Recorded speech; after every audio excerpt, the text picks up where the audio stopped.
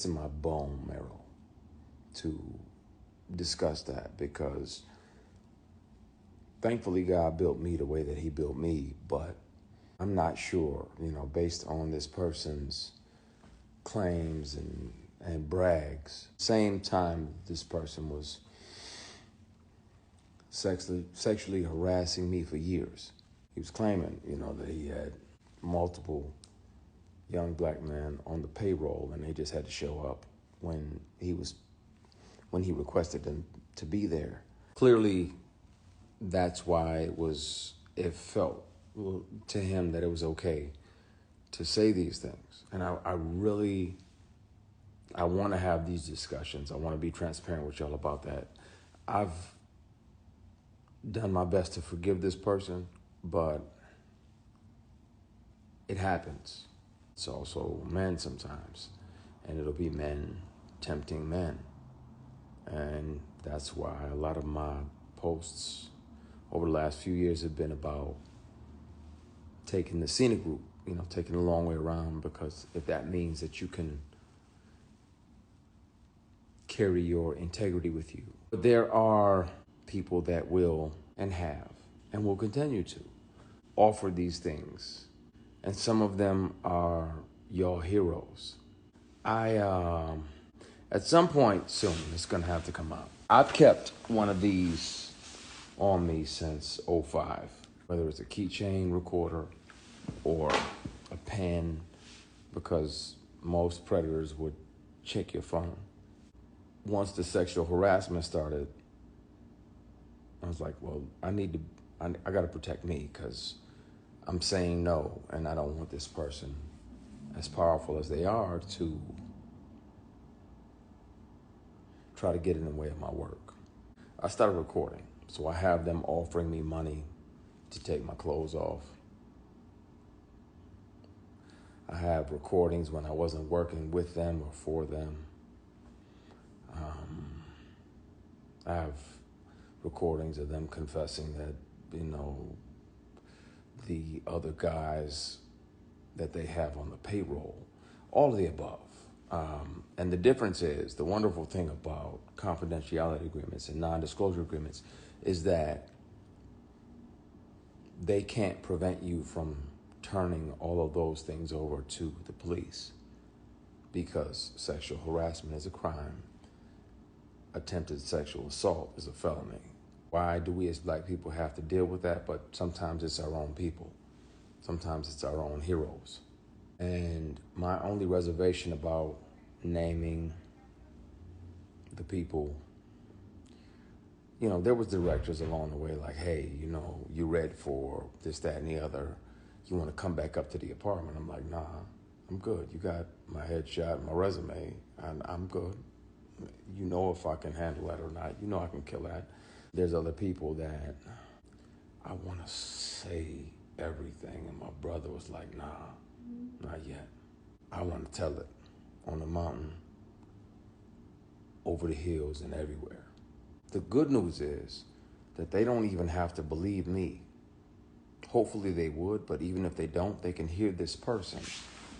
Since sexual harassment started, I've carried many recorder devices on me: keychains, pens, thumb drives with a charged battery that get 6, 7, 8 hours, all the above. So I have the conversations.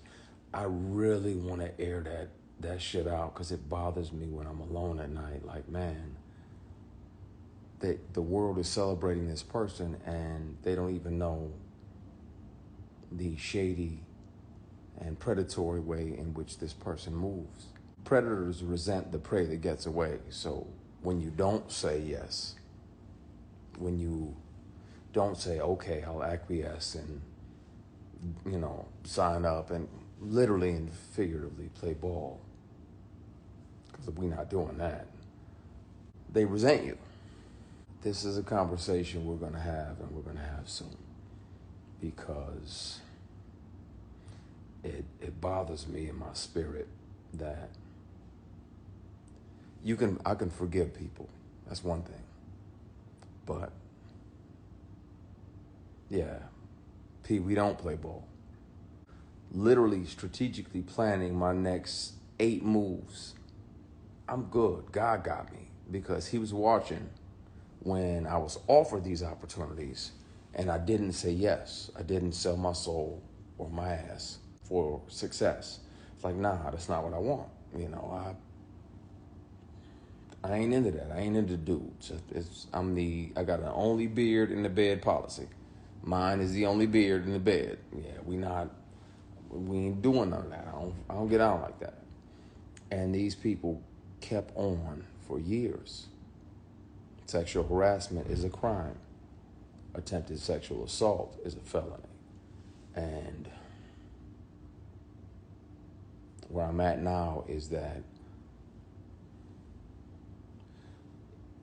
in the middle of the night, I think about if I'm brave enough to name the person. I'll take a polygraph live.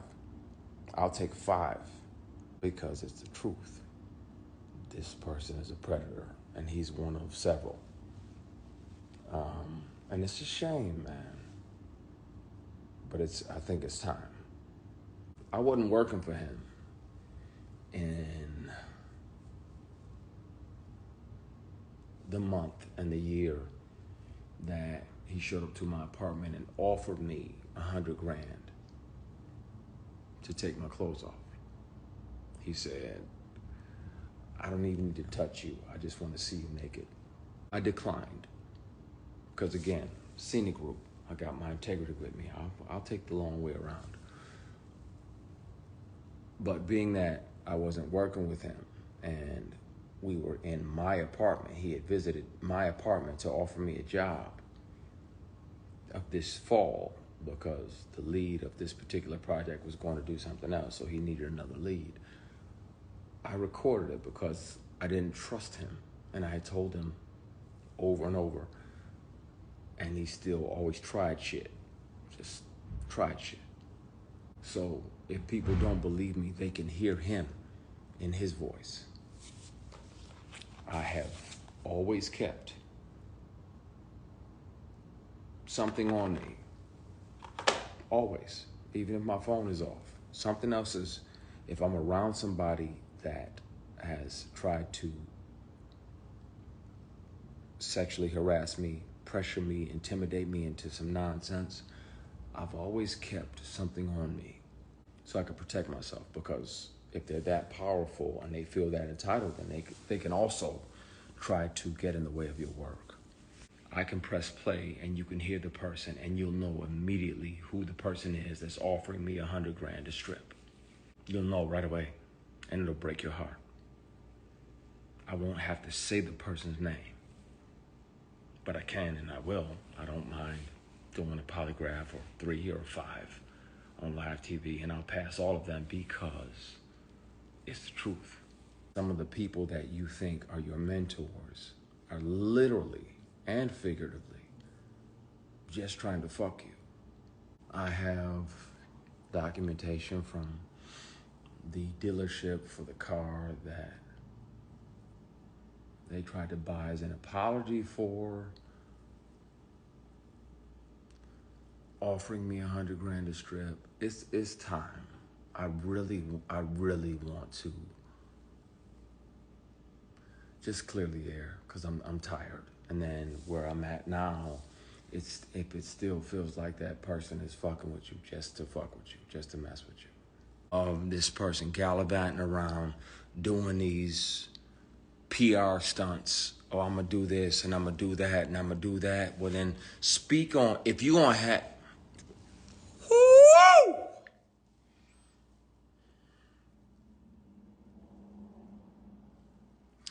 we gonna have a conversation, y'all, really soon. I saw what they did to Terry Crews when he didn't say anything. And yeah, like that doesn't make it comfortable for you to be like, man, I really want to tell the truth about this because I'm sure this person is still out here doing the same thing. And if not, what has he done over the last 15 years? When he's on recording talking about how he's got multiple guys on payroll for 6 figures a year to pop up and hold their ankles. This conversation is going to have to happen.